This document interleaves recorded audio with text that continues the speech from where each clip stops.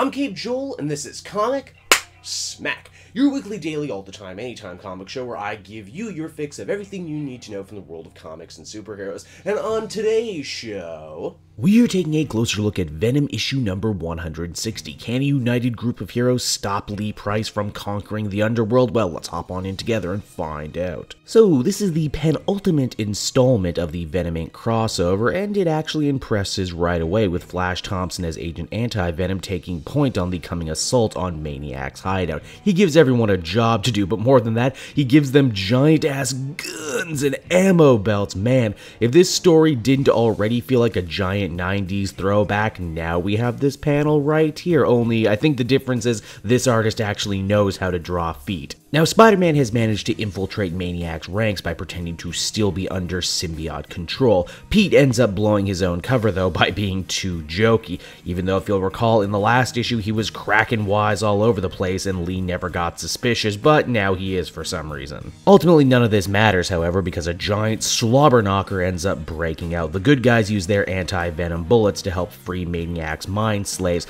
Granted, once again I must mention that Flash can do everything and more that the bullets can do by simply touching the people, but hey, gotta let Eddie feel special, this is his book after all. Also, after saying it, Special Eddie sounds like he should be a character on Crank Yankers. Another thing that gets brought up again this issue is how Andy wants to reclaim her symbiote so she can become Mania again, but Spider-Man wants to see the symbiote destroyed, viewing them all as evil, despite the literal mountain of evidence to the contrary all around him. Geez, Webhead, alien costumes don't kill people. People with alien costumes kill people. Gah. And hey, you know what? That gun control joke is actually totes apropos, because Maniac's trump card, it would seem, is to get all his mind slaves to shoot our heroes at once, even though bullets we've seen before aren't really that big a deal for Venom or any Venom-type character, except for when they make it a big deal. Hey, you know what? As I stop and think about it, if Maniac has the power to take control of people's minds, why did he choose just a bunch of boring old thugs? Why not take over, I don't know, like the Avengers or the President or something? This man really only knows how to think small, doesn't he?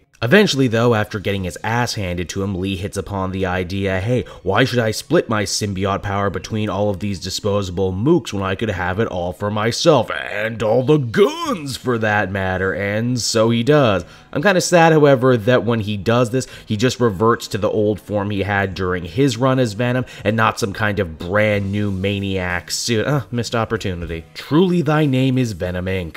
So that's Venom 160, everybody, and overall it was better than the previous entry in this crossover, mainly because it moves so fast it's hard for your brain to pick up on all the inconsistencies that are at play. And while it may not be the most mentally stimulating comic book story I've read this week, it brings plenty of enjoyable action and lots of hero shots to the table, and when Venom Inc.'s ultimate aspirations seem to mostly be just trying to be an okay 90s Venom story, I think it succeeds in that regard, which is why I give it a 7. Yeah, I hope you enjoyed it, and as always, be sure to take a closer look at some of these other videos I've been working on. Then you can follow me on social media at Cape Joel, so you always know what videos are coming out next. And hey, if you like this story and want to pick it or any other comic book up in trade, please use my book depository link down in the description. Not only will you get an amazing deal without having to pay a cent for shipping, but you'll also get to support me at the same time. And until next time, everyone, this has been Cape Joel. Thank you so much for watching, and I'll see you all again later. Bye-bye.